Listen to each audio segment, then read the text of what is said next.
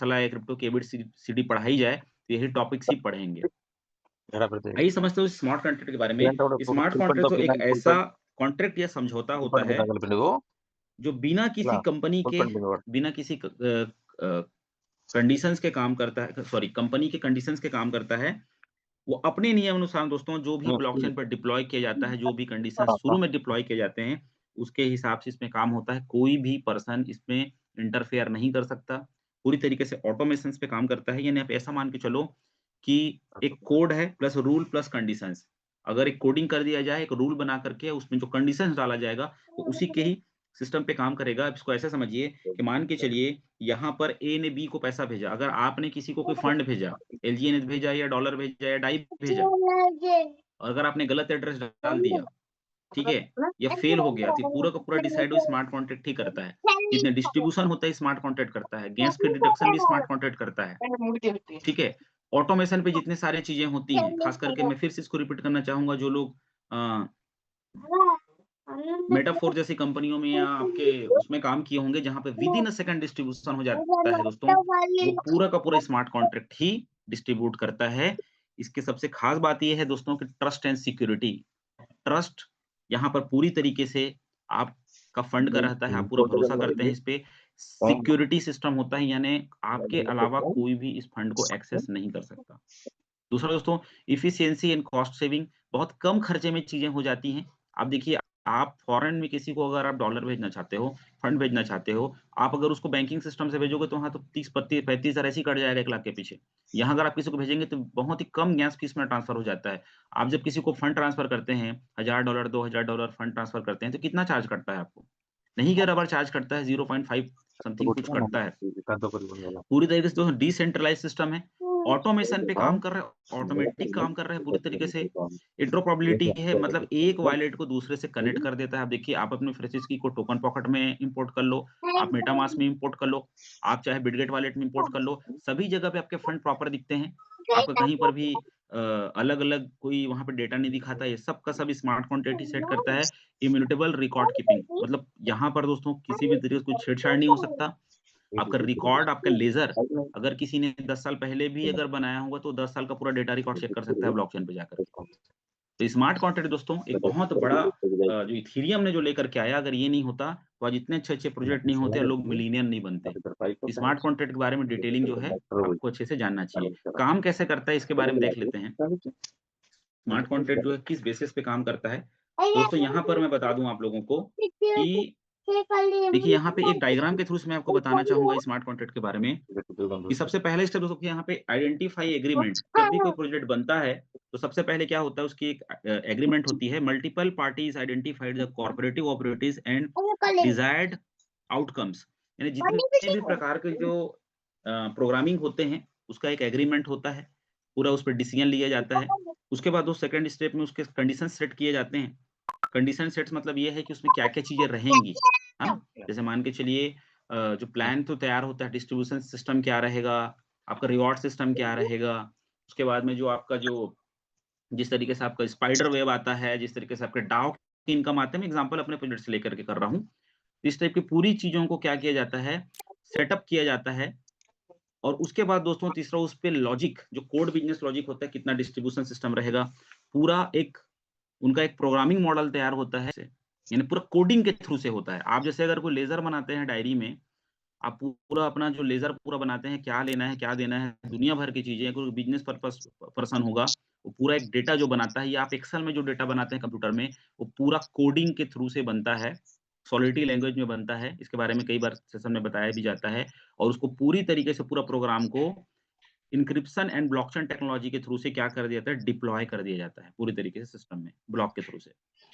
जैसे मान के चलिए हमारा एलजीएनएस जब बना है तो पॉलीगॉन का जो इस हमारा जो ब्लॉकचेन है उसके थ्रू से एक स्मार्ट कॉन्ट्रैक्ट तैयार करके, पूरा बिज़नेस मॉडल तैयार करके उसको पॉलीगॉन पे डिप्लॉय कर दिया गया।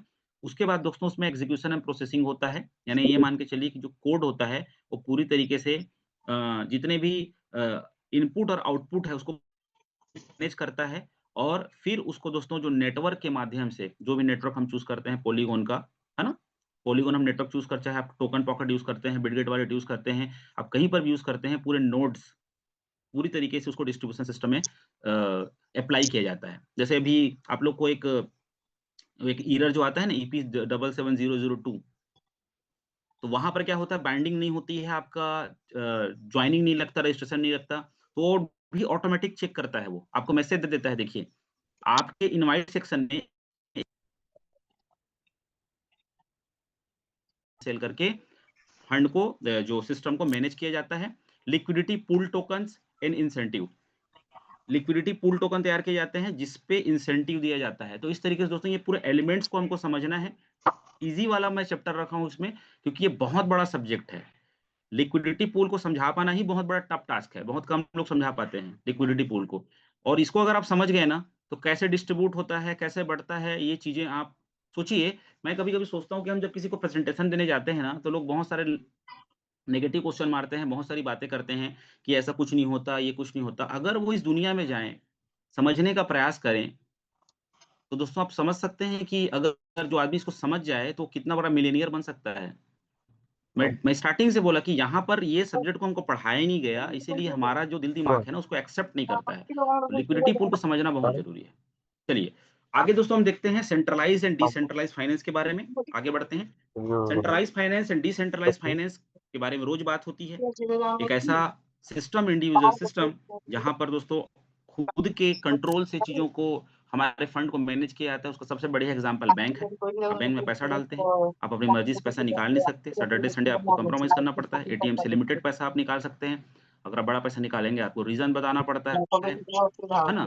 आपके बैंक जो है वो सीज हो जाते हैं, फेल हो जाते हैं, केवाईसी करनी पड़ती है, एक्सेस नहीं हो पाता। बहुत सारे एक माइनस पॉइंट जो सेंट्रलाइज सिस्टम को हम फेस करते हैं, क्योंकि हमारे पास ऑप्शन नहीं है। इसीलिए क्या करते हैं, हम अपनी पूंजी, अपने पैसे को वहां पे डालते हैं।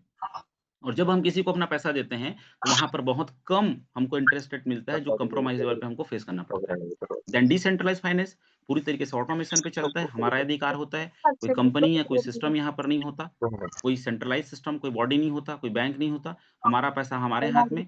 अगर आपके टोकन पॉकेट में आज के डेट में एलजीएनएस है, आपकी मर्जी है, अनस्टैक मारिए, डाई बनाइए, सेल करिए, सीधी सी बात है। अगर आप 10 लाख का एलजीएनएस लेके बैठे हैं, 10 लाख आपके हाथ में है, आप कुछ भी खरीद सकते हैं, तुरंत बेचे जाके आप गाड़ी लेके आ सकते हैं, आप प्रॉपर्टी ले सकते हैं। लेकिन आपका जो सेंट्रलाइज फाइनेंस है, वहां पर आपको कहीं ना कहीं कंडीशन फॉलो करने पड़ते हैं। तो दोस्तों इस तरीके से हमारा सेंट्रलाइज एंड डिसेंट्रलाइज फाइनेंस को हमको समझने के और भी बहुत सारे अलग अलग तरीके हैं जो हमको बताया जाता है। आइए देखते हैं सेंट्रलाइज वर्सेस डिसेंट्रलाइज फाइनेंस में क्या क्या डिफरेंसेस होता है। आप ऐसा समझिए, यहाँ पर एक बैंक है, एक कोई कंपनी है जहाँ पे आप अपने फंड को मैनेज करने के लिए दिए हो, सेव करने के लिए, सुरक्षित करने के लिए दिए हो। एंड डिसेंट्रलाइज फाइनेंस जहाँ पे आप इस प्रोजेक्ट में काम कर रहे हो। तो सेंट्रलाइज फाइनेंस को सेफी बोलते हैं और डिसेंट्रलाइज फाइनेंस मतलब डेफी बोलते हैं। यहाँ पर कोई बैंक, कंपनी या गवर्नमेंट कंट्रोल करता है आपके फंड को। यहाँ पर ब्लॉकचेन और स्मार्ट कॉन्ट्रैक्ट मेंटेन करता है, ब्लॉकचेन और स्मार्ट कॉन्ट्रैक्ट मेंटेन करता है। इसीलिए मैंने इस सिस्टम को पहले बताया कि आपका फंड जहां पर है वो पूरी तरीके से ब्लॉकचेन के अंदर में है और स्मार्ट कॉन्ट्रैक्ट उसको मेंटेन करता है। ठीक है। देन सेंट्रलाइज फाइनेंस दोस्तों, your money is under the control of the bank, आपके बैंक के कंट्रोल में है। जैसे मैंने बोला सैटरडे संडे या लिमिटेशन अलग डाल के बैठे हैं। Full user ownership of assets, आप अपने फंड के खुद मालिक है, अब जो चाहे उसका कर सकते हैं। लिमिटेड ट्रांसपेरेंसी होती है सेंट्रलाइज फाइनेंस में। लिमिटेड ट्रांसपेरेंसी मतलब ये है कि एग्जैक्टली आप उसमें किसी भी तरीके से पूरा लेजर देख नहीं सकते, उसके लिए आपको परमिशन लेना पड़ता है। चाहे आपको उसका ट्रांजेक्शन लिमिटेड निकालना हो या फिर किसी पर्सन का डेटा निकालना हो, तो आपको उस तरीके से अधिकार नहीं मिलता वहां पर। ठीक है। ये पूरी तरीके से ब्लॉकचेन ट्रांसपेरेंसी। आप किसी को पैसा भेजते हैं तो आप उसके अकाउंट में जाकर देख सकते हैं उसके पास कितना पैसा है, या कहाँ कहाँ गया। कोई क्लेम नहीं कर सकता, कोई आप पे इल्जाम नहीं लगा सकता कि मैंने आपको भेजा और नहीं पहुंचा, कि पूरा पूरा ट्रांसपेरेंट रहता है। जब आप किसी को फंड भेजते हैं तो उसके ट्रांजेक्शन हैश में जाके पूरा चेक कर सकते हैं। ट्रस्ट द बैंक कंपनी, हमको बैंक या उस कंपनी पे ट्रस्ट करना पड़ता है, हमको रखना पड़ता है वहां पे।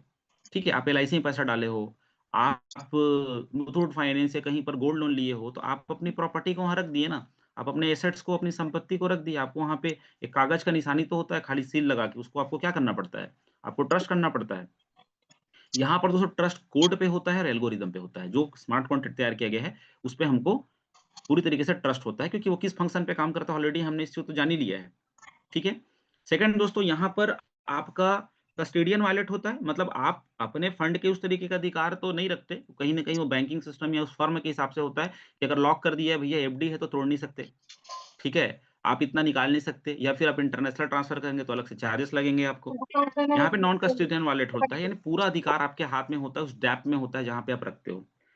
यहाँ पर स्लो सेटलमेंट होता है दोस्तों, यहाँ पे 1 से 3 दिन लग जाता है। आप विड्रॉल करोगे, आपको कोई चीज़ को तोड़ना है, या म्यूचुअल फंड आप कहीं पे किए हो, उसको तोड़ना है तो आपको 3 दिन, 4 दिन का आपको वेट करना पड़ेगा। यानी अगर आपको पैसा 4 दिन बाद चाहिए, तो 4 दिन पहले आपको उसकी प्रोसेस तैयारी में लगनी पड़ेगी। यहाँ पे इंस्टेंट सेकंड पे दोस्तों आपका जो फंड है वो आपके पैसे में डॉलर में कन्वर्ट हो जाता है। एक स्वैप मार एक से कितना टाइम लगता है, ठीक है? तो इसको मैं रिलेट करूँगा एलजीएनएस से कि आप अपने एलजीएनएस को with in a second dollar बना सकते हो और बिटकॉइन, इथेरियम बना सकते हो। कभी किसी के इंसान को बोल के देखिएगा कि एलजीएनएस से भी आप बिटकॉइन, इथेरियम बना सकते हो। तो इसके लिए एक बार मैं दोस्तों लाइक चाहूँगा, एक बार रिएक्शंस चाहूँगा कि आप एक ऐसे सिस्टम में काम कर रहे हैं जिसको आप बीटीसी, इथेरियम बना सकते हो आप। लोगों के टोकन्स तो डॉलर तक नहीं बने, आज तक कभी दिखे ही नहीं। लोगों ने इतना-इतना पाई और इतना-इतना दुनिया भर के टोकन्स को अभी भी रख के दिखाते हैं कि हमने इतना लिया है। तो ये चीज़ों को हमको समझना पड़ेगा कि आप कौन से प्रोजेक्ट में काम कर रहे हो। हाई बैंकिंग फीस होता है, यहाँ पर लो गैस ट्रांज़ैक्शन फीस। मैं समझता हूँ जब आप किसी को ट्रांसफ़र करते हो तो पोल ही तो कटता है, एक पोल की कीमत ₹20 है, ₹20 भी नहीं है। वो तो फ्री में बाँट देते हैं हम लोगों को, है कि नहीं? बहुत कम गैस फीस में आप यहाँ पे, या फिर जब इंटरनेशनल आप ट्रांसफ़र करेंगे अपने टोकन्स या कॉइन्स को, तो वहाँ पर आपको उसकी कीमत समझ में आएगी कि बहुत नॉमिनल गैस फीस में आप वहाँ पे डाल देते हैं। बैंक फेल हो जाता है, फ्रीज़िंग हो जाता है अकाउंट, ठीक है? लेकिन यहाँ दोस्तों थोड़े माइनस पॉइंट मैं बता देता हूँ डिसेंट्रलाइज़ के। कभी-कभी स्मार्ट कॉन्ट्रैक्ट जो है कुछ बग्स आ जाते हैं, या कहीं कुछ हल्का-फुल्का लॉस हो जाता है, लेकिन उसमें ध्यान रखना पड़ता है, ज्ञान लेना पड़ता है। आप बैंक में पैसा डालने के बाद में बैंक के रूल्स थ्योरी को पढ़ने थोड़ी जाते हैं वहाँ पे, ठीक है? लेकिन यहाँ पे आपको पढ़ना पड़ेगा क्योंकि टेक्नोलॉजी है यहाँ पे, ठीक है? यहाँ पर मिडल मैन होता है, बैंक या एक्सचेंज या कंपनी, लेकिन यहाँ को दोस्तों कोई मिडल मैन नहीं होता। पूरी तरीके से क्या होता है, आप अपने पैसे के मालिक होकर पीयर टू पीयर आप ट्रांसफर कर सकते हैं। तो सेंट्रलाइज़ और डिसेंट्रलाइज़ फाइनेंस जब समझेंगे, पूरी दुनिया डिसेंट्रलाइज़ फाइनेंस की ओर जा रही है। दोस्तों रूल्स ऑफ करेंसी हम यहाँ पे देख लेते हैं। इस टॉपिक को मैंने क्यों रखा है वो अगले स्लाइड में पता चल जाएगा कि रूल्स, करेंसी का रूल क्या होता है। कि जब भी कोई देश जो है पैसा छापती है, बनाती है, तो उसको गोल्ड के बराबर जिसके पास जितना गोल्ड है वो उतना ही अमीर देश है, सीधी-सी बात है। ठीक है? ऑलरेडी कई बार यहाँ पे बताया गया है कि जितना गोल्ड और प्लस उसमें डॉलर, उसका 80-20 या 70-30 का रेशियो होता है, मुझे भी नहीं पता, उसके बारे में स्टडी करना पड़ेगा।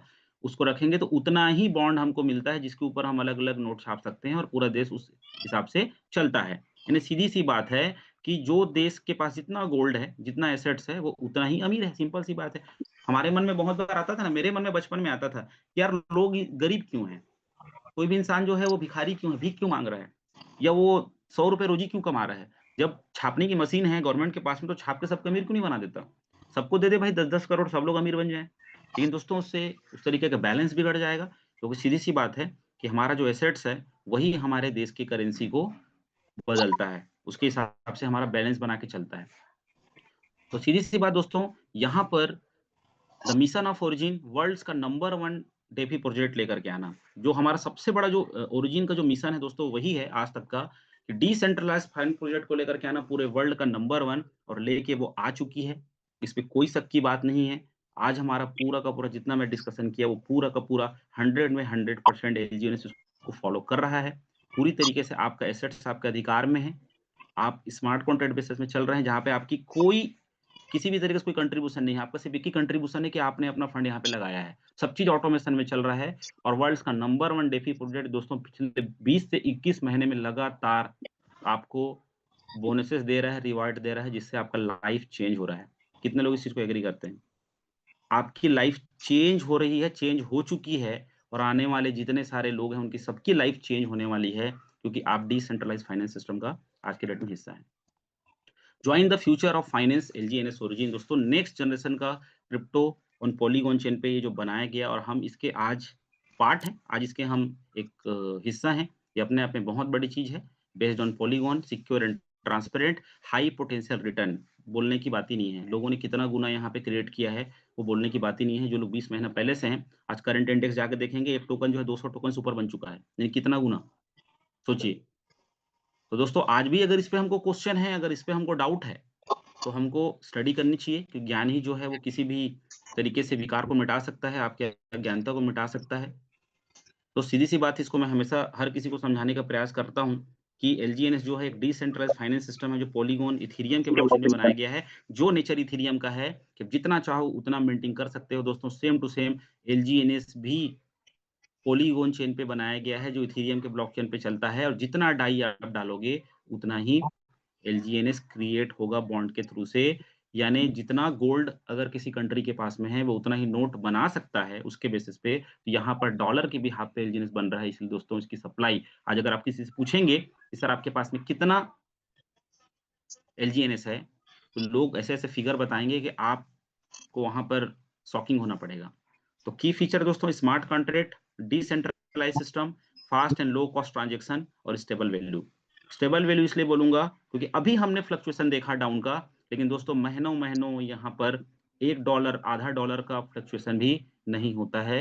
लोगों ने यहाँ पर 20-20, 30-30% छोड़िए 35-35% स्टार्टिंग में बनाए थे लोगों ने। वो पूरा का पूरा मैकेनिज़्म अगर आप देखेंगे, आज जो पर्सन जॉइन कर रहा है वो भी दोस्तों कम से कम 18 से 20%, 21% का बोनसेस यहाँ पे ले रहा है। तो आप समझ सकते हैं कि कैसा प्रोजेक्ट है।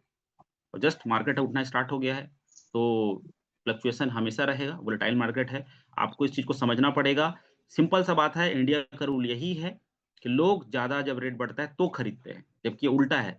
सही क्या है, रेट डाउन हो तो बाई करना चाहिए, रेट हाई हो तो सेल करना चाहिए। लेकिन हमारा जस्ट उल्टा है इंडिया में, क्योंकि एजुकेशन की कमी है। जब रेट कम गिरना स्टार्ट होता है तो हम डर के मारे यहाँ पे सेल करना स्टार्ट करते हैं। बिटकॉइन को भी बिटकॉइन बनने में दोस्तों 16-17 साल का समय लग गया। ऐसा होता तो आज लोग 1-1 साल में बिटकॉइन को 1 करोड़ क्यों नहीं बना गए? क्योंकि पूरी दुनिया जिस पे लगी हुई है, उस पे टाइम तो लगना ही लगना है। और दोस्तों इसको हमेशा मैं बताने का प्रयास करता हूँ, वही चीज़ें मैं बताया कि यहाँ पर जितने डॉलर डलें